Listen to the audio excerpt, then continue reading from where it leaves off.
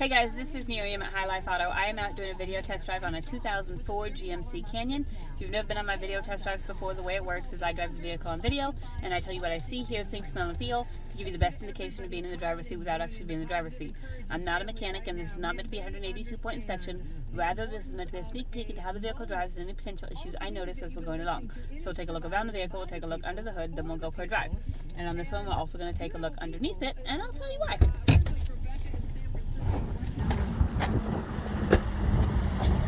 Alright, 04 GMC Canyon. You can see it's got rust down there on the rockers.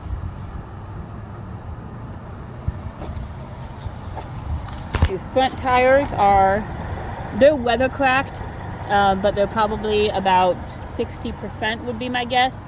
I do need to get them taken down to the tire shop just to get some bead seal on them. These back ones are probably at least 60%, if not like 65 or better. You can see we've got a little bit of rust right here.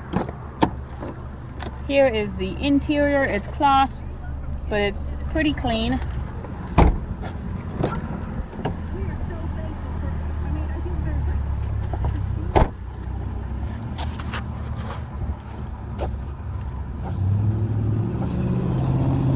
Back here we've got the cover to the truck.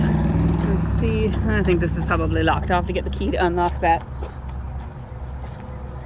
On this side you've got that same rust down on the rockers, but other than that it's a pretty decent looking truck.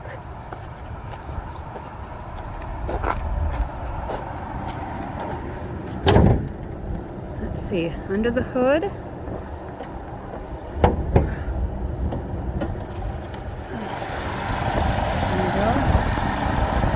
looks like we probably put a battery in it when it came in, and it started up just fine this morning. Alright, now we're going to look underneath it. Oh, the seller did not disclose anything, but I noticed it when I was driving it. So you can see there's rust right there. And you can see, try and hold my camera the right way. There is rust on this, I don't know what this is. A lot of it is surface rust, but there is some that is not surface rust. Sorry, I think my hand's in the way. Like this is not surface rust. That is rust. So all along there, you've got a lot of surface rust. And then you just have a couple little pieces where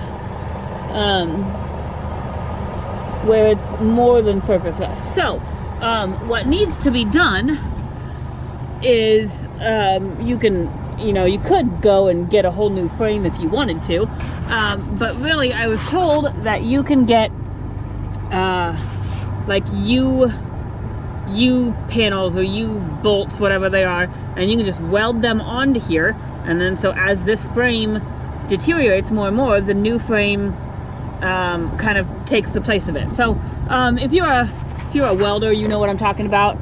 But you can see let's see right here, so you can see there's a, let me get my hand out of the way. You can see that there's a little crack right here where it just needs taken care of.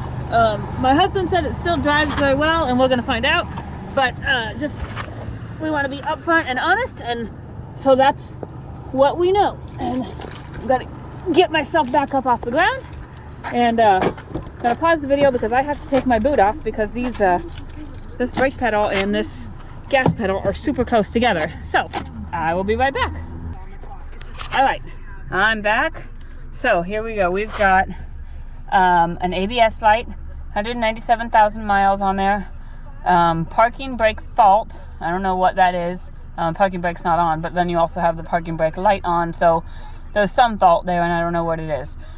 But we do have a radio, and I want to say, I could be thinking of the wrong vehicle, but I want to say those miles may or may not be accurate. I think the seller might have said something about that. So check my description on that and see what I say. But it's an aftermarket radio. Radio works. Let's see. Let's try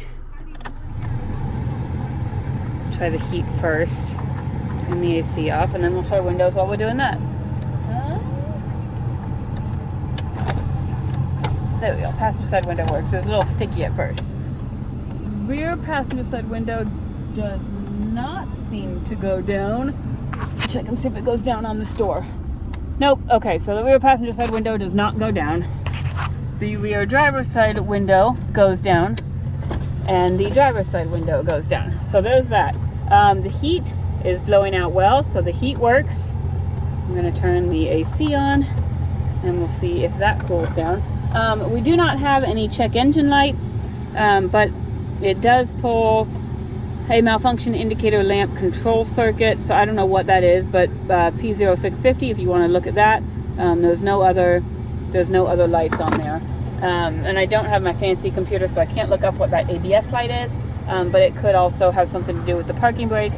A lot of times cars set multiple lights for one problem. So AC is blowing out cold. I'm going to turn that off, and then we do have four-wheel drive on here. I'm going to change it to four-wheel drive, and I'm going to check that.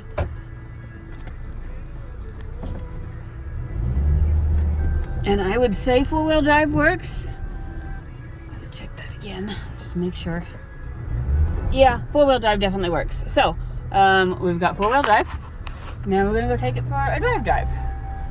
It looks like the oil change is not due till 198,857, which is about 1,700 miles, I think.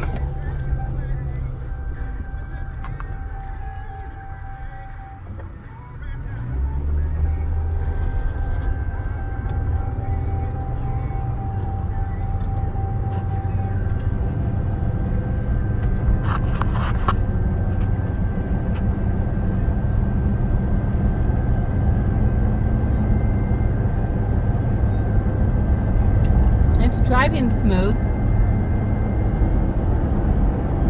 It has good power going up this hill. I do need to put some gas in it after I get done with this video, so it'll have a little bit more gas than it's got now.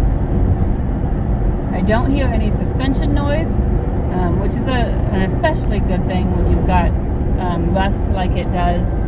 If you don't have suspension noise, then it's usually not a huge issue yet.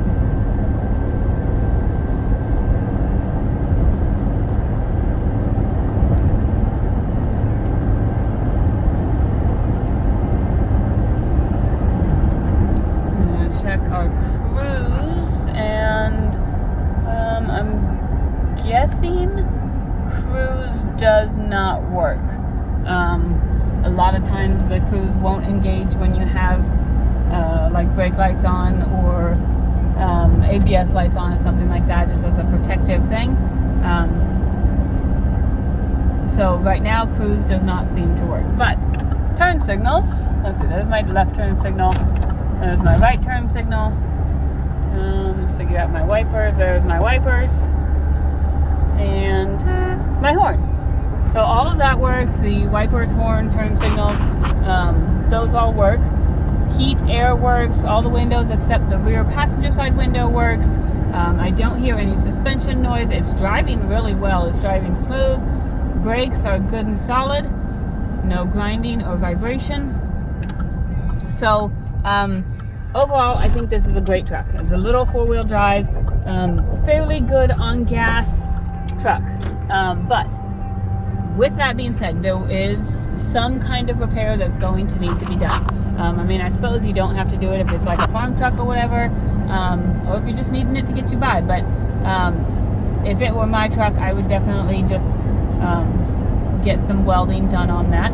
So if you guys have any questions, you're welcome to reach out to me or Matt. My phone number is 309-267-7200, and Matt's phone number is 309-337-1049. And like always, just stay tuned to the description in case we change something or we fix something, add something, or whatever. So that's it. See you later, guys.